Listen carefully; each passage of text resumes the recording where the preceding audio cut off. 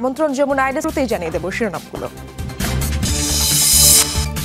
বিশ্বজুড়ে উত্তেজনার মধ্যেই পারমাণবিক ক্ষেপণাস্ত্রের পরীক্ষা চালালো যুক্তরাষ্ট্র। মস্কো বেইজিং এর মতো শহর ধ্বংসে সক্ষম মিনিটম্যান মিসাইলের সফল উৎক্ষেপণ। ক্ষেপণাস্ত্র উৎপাদন সক্ষমতা ব্যাপক হারে বাড়িয়েছে চীন।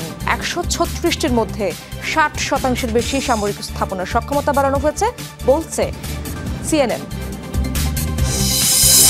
ওয়াশিংটনের প্রস্তাবে সিরিয়ার প্রেসিডেন্ট আহমেদ আল শারার ওপর থেকে নিষেধাজ্ঞা প্রত্যাহার জাতিসংঘের। সিরিয়ার মার্কিন ঘাঁটিতে সেনা সংখ্যা বাড়ানোর ঘোষণা।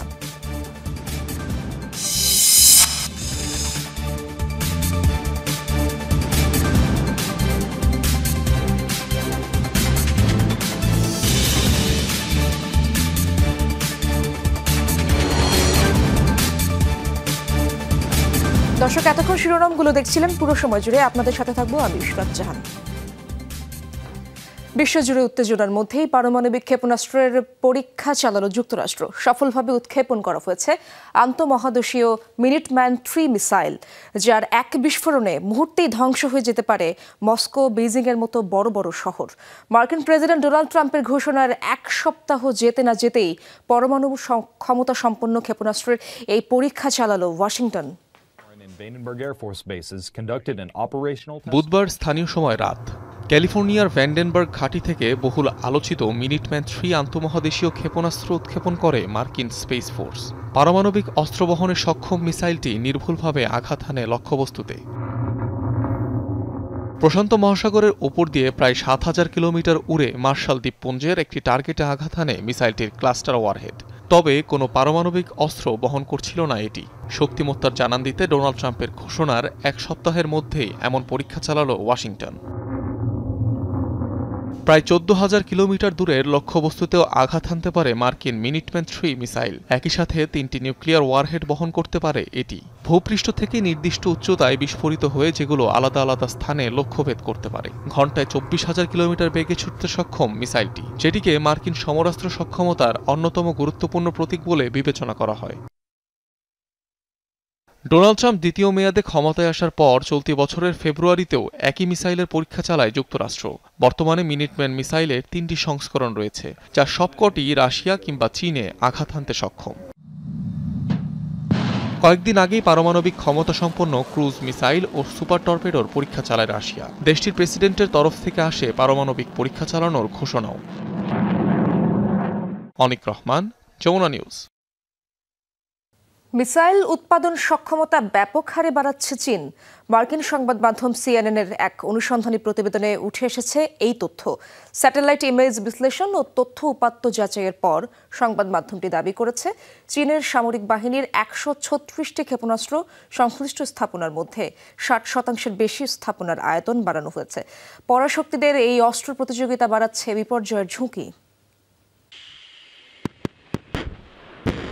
যুদ্ধ সংঘাতে অস্থিতিশীল বিশ্ব, এর মধ্যে যুক্তরাষ্ট্র রাশিয়া দিচ্ছে পারমাণবিক অস্ত্র পরীক্ষার হুমকি। শক্তিমত্তা প্রদর্শন ও অস্ত্র প্রতিযোগিতার এই লড়াইয়ে চীনও যে পিছিয়ে নেই তা উঠে এলো মার্কিন সংবাদ মাধ্যম সিএনএনের এক অনুসন্ধানী প্রতিবেদনে।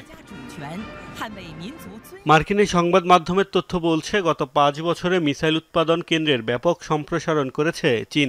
ইউক্রেন, ইসরায়েলের মতো মিত্রদের মিসাইল সহায়তা দিয়ে যখন নিজেদের চাহিদা মেটাতে হিমশিম খাচ্ছে যুক্তরাষ্ট্র, তখন চীনের চিত্র সম্পূর্ণ বিপরীত। স্যাটেলাইট ইমেজ বিশ্লেষণে দেখা গেছে, নিজেদের 136টি ক্ষেপণাস্ত্র সংশ্লিষ্ট স্থাপনার মধ্যে 60%-এরও বেশি স্থাপনা সম্প্রসারিত করেছে বেইজিং।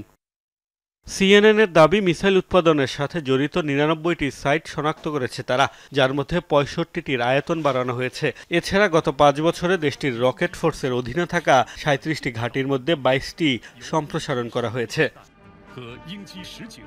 নানা তথ্য প্রমাণের ভিত্তিতে সিএনএন দাবি করেছে, 2020 সালের পর এ পর্যন্ত 2,10,00,000 বর্গফুট এলাকা সম্প্রসারণ করেছে শি জিনপিং প্রশাসন। তৈরি করা হয়েছে নতুন কারখানা, সমরাস্ত্র গবেষণা কেন্দ্র সহ নতুন নতুন স্থাপনা। বেশ কয়েকটি ফ্যাসিলিটির জন্য বিভিন্ন গ্রাম, কৃষি জমিও খালি করা হয়েছে। 2012 সালে ক্ষমতায় যাওয়ার পর থেকেই সামরিক বাহিনীকে ঢেলে সাজাচ্ছেন প্রেসিডেন্ট শি জিনপিং। দেশটির সামরিক বাহিনীর মোট সক্রিয় সদস্য 20 লাখের বেশি, যা বিশ্বের মধ্যে সর্বোচ্চ। তথ্যমতে বিশ্বের যে কোনো দেশের তুলনায় দ্রুতগতিতে পারমাণবিক অস্ত্রের মজুদ বাড়াচ্ছে চীন। 2023 সালের পর প্রতি বছর 100টি করে নতুন নিউক্লিয়ার ওয়ারহেড যুক্ত হচ্ছে তাদের সমর ভাণ্ডারে। মোস্তফা মাহমুদ, যমুনা নিউজ। ভোল পাল্টে এবার ইরানে ইসরায়েলের চালানো সাম্প্রতিক হামলায় জড়িত থাকার কথা স্বীকার করলেন মার্কিন প্রেসিডেন্ট ডোনাল্ড ট্রাম্প। বৃহস্পতিবার সাংবাদিকদের এই কথা জানান তিনি। দাবি করেন সেই হামলায় প্রায় সম্পূর্ণ দায়িত্বে ছিলেন তিনি নিজেই। গেল জুন মাসে বিনা উস্কানিতে ইরানে বিমান হামলা চালায় ইসরায়েল, যাতে দেশটির শীর্ষস্থানীয় সামরিক কর্মকর্তা ও পরমাণু বিজ্ঞানী প্রাণ হারান। হামলার ওই ঘটনায় তখন ইসরায়েলের ওপর একতরফাভাবে দায় চাপান ডোনাল্ড ট্রাম্প। তবে এখন সুর পাল্টিয়ে ভিন্ন দাবি করলেন মার্কিন প্রেসিডেন্ট।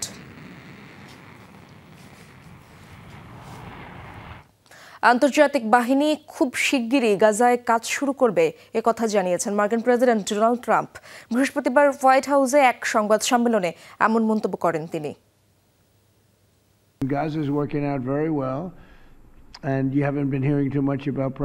খুব শিগগিরই গাজায় আন্তর্জাতিক বাহিনী কাজ শুরু করবে। উপত্যকার পরিস্থিতি এখন ভালোভাবেই এগোচ্ছে। বড় কোনো সমস্যা নিয়ে তেমন খবরও পাওয়া যাচ্ছে না। এছাড়া কয়েকটি দেশ স্বেচ্ছায় এগিয়ে এসেছে। যদি হামাস বা অন্য কোনো বিষয়ে জটিলতা দেখা দেয়, তারা এককভাবে সেটি মোকাবেলার প্রস্তুত।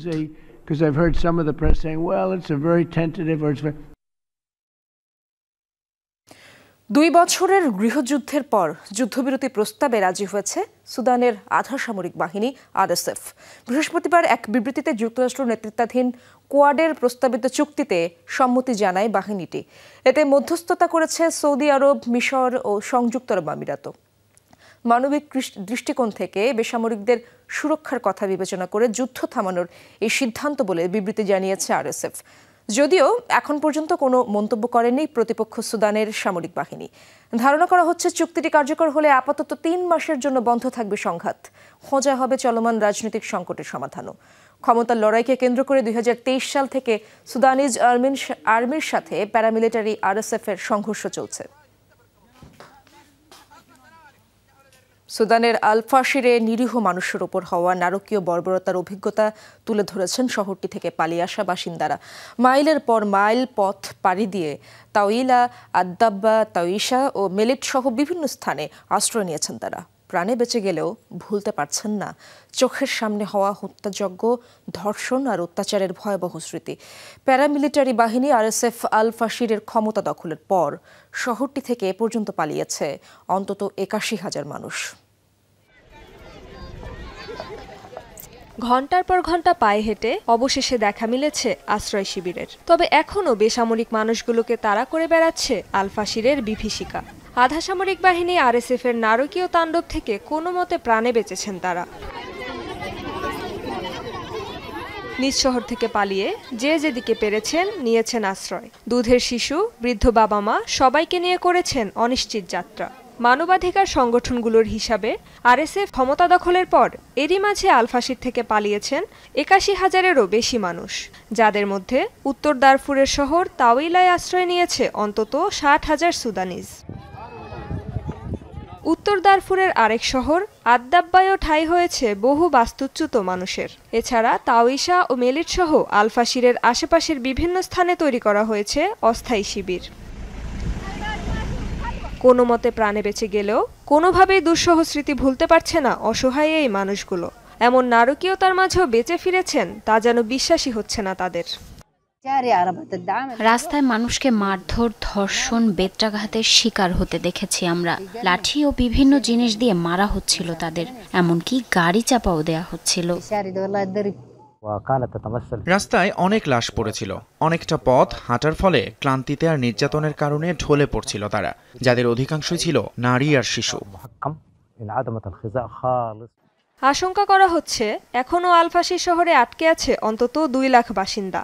অবরোধের কারণে খাদ্য সরবরাহ বন্ধ থাকায় মানবেতরও দিন কাটাচ্ছে তারা। এরই মধ্যে শহরটিকে দুর্ভিক্ষ কবলিত হিসেবে ঘোষণা দিয়েছে জাতিসংঘ। রেজওয়ানা সায়মা, যমুনা নিউজ। ক্যারিবিয়ান সাগরে আবারও নৌযানে হামলা চালিয়েছে যুক্তরাষ্ট্র, যাতে প্রাণ গেছে অন্তত ৩ জনের।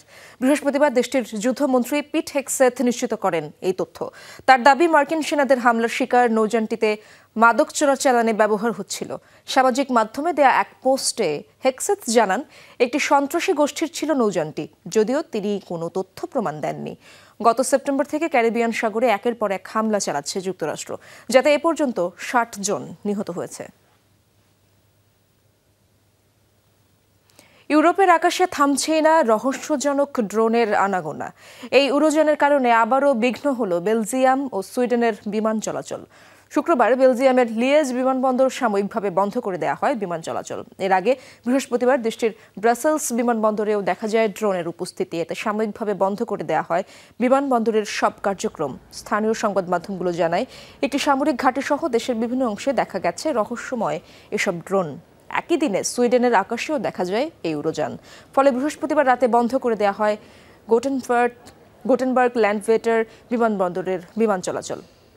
বিঘ্নিত হয় কমপক্ষে ১৩টি ফ্লাইট।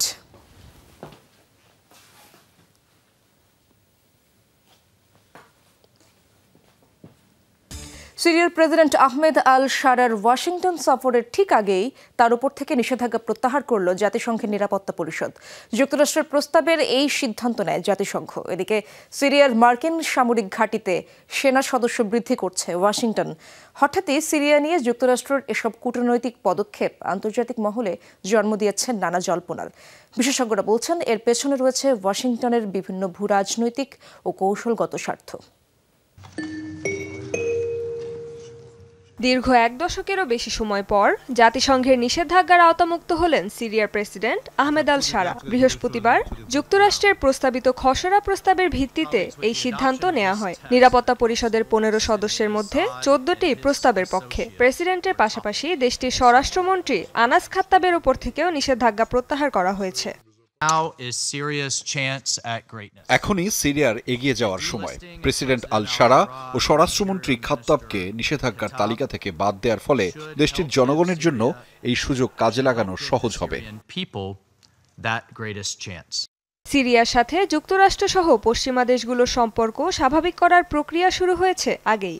সামনের সপ্তাহে যুক্তরাষ্ট্র সফরে যাবেন সিরিয়ান প্রেসিডেন্ট আহমেদ আল শারা। অন্যদিকে দামেস্কের একটি বিমান ঘাঁটিতে আরও সেনা মোতায়েনের প্রস্তুতি নিচ্ছে যুক্তরাষ্ট্র। বৃহস্পতিবার রয়টার্স জানায়, এ ঘাঁটির সার্বভৌমত্ব থাকবে সিরিয়ার হাতেই। তবে এগুলো কি কেবলই কূটনৈতিক পদক্ষেপ, নাকি এর পেছনে রয়েছে যুক্তরাষ্ট্রের আরও কোনো কৌশলগত স্বার্থ, তা নিয়ে চলছে ব্যাপক বিশ্লেষণ। ভূরাজনৈতিক বিশেষজ্ঞরা বলছেন, আহমেদ আল শারার হোয়াইট হাউস সফরের ঠিক আগেই এসব পদক্ষেপ দুই দেশের সম্পর্কের কৌশলগত পুনর্গঠনের ইঙ্গিত দিচ্ছে। আর এটিকে মধ্যপ্রাচ্যে যুক্তরাষ্ট্রের প্রভাব জোরদারের এক সুপরিকল্পিত কৌশল হিসেবেও দেখছেন অনেকে। অন্যদিকে সিরিয়ায় রাশিয়ার উপস্থিতি এখনও দৃঢ়। দেশটিতে রয়েছে মস্কোর দুটি প্রধান ঘাঁটি, হেমেইমিম বিমান ঘাঁটি ও টার্তুস নৌঘাঁটি। বিশ্লেষকদের ধারণা, যুক্তরাষ্ট্রের নতুন ঘাঁটি রাশিয়ার এই দীর্ঘদিনের সামরিক অবস্থানকে চ্যালেঞ্জের মুখে ফেলবে। দামেস্কে ঘাঁটি স্থাপনের মাধ্যমে সিরিয়ার দক্ষিণাঞ্চল, বিশেষ করে ইসরায়েল, জর্ডান ও লেবাননের সীমান্তে সরাসরি নিয়ন্ত্রণ ও নজরদারির সুযোগ পাবে ওয়াশিংটন, যা দীর্ঘমেয়াদে রাশিয়া ও ইরান উভয়ের জন্য চাপের কারণ হতে পারে বলেও মনে করছেন অনেক রাজনৈতিক বিশ্লেষক। রেজবানা সাইমা, যমুনা নিউজ। 14 বছরের গৃহযুদ্ধের সমাপ্তি হলেও শান্তি ফেরেনি সিরীয়বাসীর জীবনে। নতুন সরকার দেশ পুনর্গঠনে ব্যস্ত থাকলেও যুদ্ধে ধ্বংসপ্রায় গ্রামগুলোতে শুরু হয়নি অবকাঠামো পুনর্নির্মাণ। তাই বাধ্য হয়েই পাহাড়ের গুহায় জীবন কাটাতে হচ্ছে অনেক পরিবারকে, যেখানে নেই বসবাসের জন্য প্রয়োজনীয় মৌলিক উপাদানগুলো। সিরিয়ার হামা প্রদেশের আল লাতামনা গ্রাম। চারপাশে ধ্বংসস্তূপ, আর সেই ধ্বংসের মাঝে কোনো রকমের জীবন টিকিয়ে রেখেছেন রাজা ইজ্জো। 63 বছর বয়সী এই নারীর পরিবারের ঠিকানা পাহাড়ের গুহা। এসব গুহা যুদ্ধের সময় ব্যবহার হতো স্থানীয় বাসিন্দাদের আশ্রয়স্থল হিসাবে। 6 বছর আগে যখন সরকারি বাহিনী বিদ্রোহীদের কাছ থেকে এলাকা দখল করে নেয়, তখন আরও অনেক পরিবারের সাথে পালিয়ে যান ইজ্জো। আশ্রয় নেন ইদলিবের শিবিরে। গেল বছরের শেষে বাশার আল আসাদের পতনের পর তারা ফিরে এসেছেন নিজেদের গ্রামে, যেখানে বাড়িঘর নেই, সেবার সুবিধাও অপ্রতুল, ধ্বংসস্তূপে পরিণত হয়েছে অবকাঠামো। তাই নিরুপায় হয়ে ইজ্জোর মতো অনেকেই বসবাস শুরু করেছে গুহায়। গুহাগুলো আমরা বানিয়েছিলাম বোমা বর্ষণ থেকে রক্ষা পেতে, কিন্তু এখন এখানেই আমাদের স্থায়ীভাবে বসবাস করতে হচ্ছে। আগে আমাদের বাড়ি ছিল, বিদ্যুৎ ছিল, বাথরুম ছিল, আর এখন কিছুই অবশিষ্ট নেই। এখন সবাই এভাবেই জীবনযাপন করছে। আমাদের ঘরবাড়ি সব ধ্বংস হয়ে গেছে। ঠান্ডা হলেও এই গুহাই আমাদের কাছে স্বর্গের মতো। এখানে বিদ্যুৎ নেই, পানি নেই অর্ধেক মানুষের কাছে। বিশ্বব্যাংকের হিসাব বলছে যুদ্ধোত্তর সিরিয়া পুনর্গঠনে লাগবে অন্তত ২১,৬০০ কোটি ডলার। এর মধ্যে আবাসিক ভবনের ক্ষতির পরিমাণই প্রায় ৩,৫০০ কোটি। গৃহযুদ্ধ শেষ হলেও গুহার জীবন যেন শেষ হচ্ছে না মানুষের। এখনও সুউচ্চ পাহাড়গুলোই দুর্ভেদ্য দেওয়াল হয়ে রক্ষা করছে সিরীয়দের। অস্মিতা বিশ্বাস, যমুনা নিউজ। টাইফুন কালমায়াগির তাণ্ডবে ফিলিপাইনে নিহতের সংখ্যা বেড়ে ১৮৮ জনে দাঁড়িয়েছে। ভিয়েতনামে মৃত্যু হয়েছে আরও ৫ জনের। বৃহস্পতিবার প্রায় ১৫০ কিলোমিটার গতিতে ভিয়েতনামের মধ্যাঞ্চলে আঘাত হানে শক্তিশালী ঝড়টি। দেশটিতে রাতভর তাণ্ডব চালায় শক্তিশালী টাইফুনটি। ঝড়ের তাণ্ডবে ক্ষতিগ্রস্ত হয়েছে কয়েক হাজার ঘরবাড়ি। প্রবল বাতাসে উপড়ে পড়েছে গাছ। স্কুল ও অন্যান্য সরকারি ভবনে আশ্রয় নিয়েছে হাজার হাজার মানুষ। বহু মানুষকে নিরাপদে সরিয়ে নেওয়া হয়েছে। ক্ষয়ক্ষতি মোকাবেলায় মোতায়েন করা হয়েছে সেনাবাহিনী। নিচু এলাকায় বন্যা সতর্কতা জারি করেছে কর্তৃপক্ষ। এর আগে একই ঝড় ফিলিপাইনের কিছু অঞ্চল ধ্বংসস্তূপে পরিণত করে। ঝড়টি এখন এগোচ্ছে কম্বোডিয়া ও লাওসের দিকে। রাজনৈতিক জীবনের ইতি টানলেন আলোচিত ও প্রভাবশালী মার্কিন নারী রাজনীতিবিদ ন্যান্সি পেলোসি। এক ভিডিও বার্তায় অবসরে যাওয়ার ঘোষণা দিয়েছেন তিনি। ২০২৭ সালে মেয়াদ শেষ হওয়ার পর কংগ্রেসে আর প্রতিদ্বন্দ্বিতা করবেন না সাবেক এই হাউস স্পিকার। যুক্তরাষ্ট্রের ইতিহাসে প্রতিনিধি পরিষদের প্রথম নারী স্পিকার ছিলেন ন্যান্সি পেলোসি। ২০২৩ সাল পর্যন্ত কংগ্রেসের নিম্নকক্ষে ডেমোক্র্যাট দলকে একাধারে নেতৃত্ব দিয়ে গেছেন তিনি। বর্ণাঢ্য রাজনৈতিক ক্যারিয়ারে ধীরে ধীরে দেশটির অন্যতম প্রভাবশালী ব্যক্তিত্বে পরিণত হন ক্যালিফোর্নিয়া অঙ্গরাজ্যের এই নেত্রী। পরিচিতি লাভ করেন মার্কিন প্রেসিডেন্ট ডোনাল্ড ট্রাম্পের কট্টর সমালোচক হিসেবে। ১৯৮৭ সালে সান ফ্রান্সিসকো থেকে প্রথমবারের মতো কংগ্রেসে নির্বাচিত হন ন্যান্সি পেলোসি। যুক্তরাষ্ট্রের সাবেক স্পিকার ন্যান্সি পেলোসিকে প্রকাশ্যে শয়তান বলে কটাক্ষ করলেন মার্কিন প্রেসিডেন্ট ডোনাল্ড ট্রাম্প। সংবাদ সম্মেলনে সাবেক হাউস স্পিকারের কংগ্রেস থেকে অবসর নেওয়ার খবর শুনে এমন মন্তব্য করেন ট্রাম্প।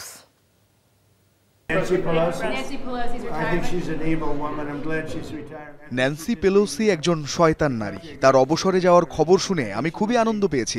দেশের উপর একরকম বোঝা ছিলেন তিনি। অবসরে গিয়ে তিনি দেশেরও বিরাট সেবা করছেন।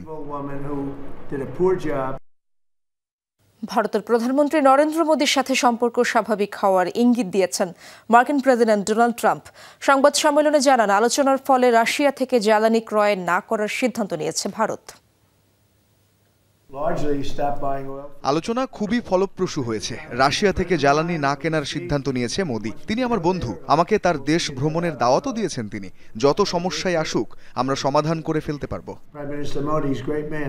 হোয়াইট হাউসে মার্কিন প্রেসিডেন্ট ডোনাল্ড ট্রাম্পের সংবাদ সম্মেলন চলাকালে হঠাৎই অজ্ঞান হয়ে পড়েন এক কর্মকর্তা। বৃহস্পতিবার দেশটির শীর্ষ ওষুধ প্রস্তুতকারক সংস্থার কর্মকর্তাদের নিয়ে আয়োজন করা হয় এই সংবাদ সম্মেলনের। সেখানে আলোচনা চলছিল ওষুধের উচ্চ দাম নিয়ে। এ সময়ই ঘটে বিপত্তি। জ্ঞান হারান ওষুধ প্রস্তুতকারক সংস্থার কর্তা গর্ডন ফিন্ডলে। তবে সাথেই চিকিৎসা শুরু হয় তার। তবে গর্ডন বর্তমানে সুস্থ রয়েছেন বলেই হোয়াইট হাউসের তরফে জানানো হয়েছে। দর্শক, এই ছিল যমুনা আই ডেস্কের আপডেটগুলো। এতক্ষণ যারা সঙ্গে ছিলেন সবাইকে ধন্যবাদ।